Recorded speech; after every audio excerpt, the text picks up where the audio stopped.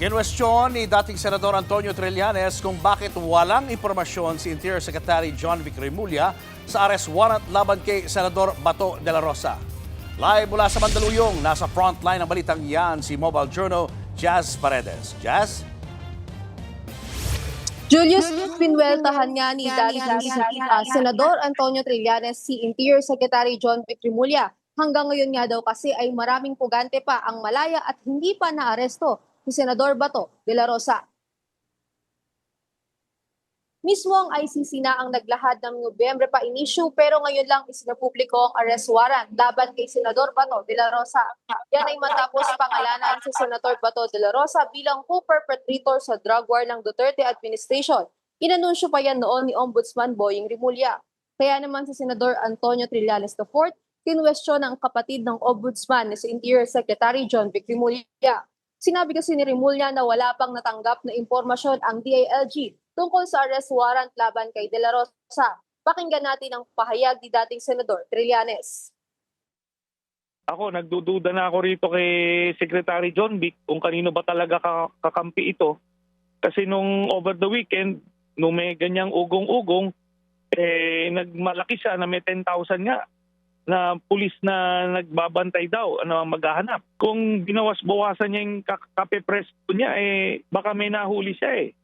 Kasi lahat po ng pugante ay malaya under Secretary John Vic. Dahil hindi naman niya ginagawa yung trabaho niya. Sinubukan nating kunin ang pahayag ni DILG Secretary John Vic Remulla kaugnay nito. Sa pamamagitan ng text message, tanging sagot ni Remulla ay inirerespeto niya ang opinyon ng dating senador.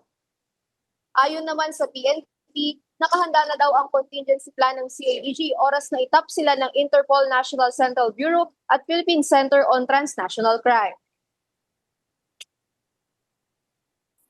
Ang CIDG ang pangunahing unit ng Philippine National Police na sinasabi natin mangunguna doon sa contingency plan na i-implement natin. So handang-handa naman ang Philippine National Police, lalo na po yung ating CIDG personnel, na kung sakasakaling maitap na sila ng NCBP-CTC na implement yung ICC warrant. At ito ipapatupad. Samantala, inilahad din ng PNP na pinaigting na nila ang manhunt operations laban sa puganting negosyanteng si Atong Ang, dating Bureau of Corrections Chief Gerald Bantag at dating pulis na si Rafael Dumlao III. Sinabi rin kasi ni Remulla na may red notice na laban sa mga nasabing individual. Pero sa ngayon, wala pang impormasyon na yan sa website ng Interpol. Sa ilalim ng Interpol red notice, maaring tumulong ang ibang bansa na mahanap at maaresto ang isang pugante. Julius, sa usapin ng sabina at posibleng aksyon ng CIDG kaugnay sa investigasyon sa extrajudicial killing sa Davao Region ng siya pang Davao Police Chief noon.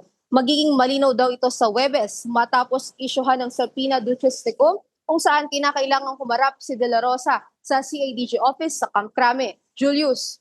Maraming salamat, Jazz Paredes. Mga kapatid, Julius Babaw po. Para sa komprehensibo at makabuluhang balitaan at talakayan, mag-follow at mag-subscribe na sa social media pages ng News 5.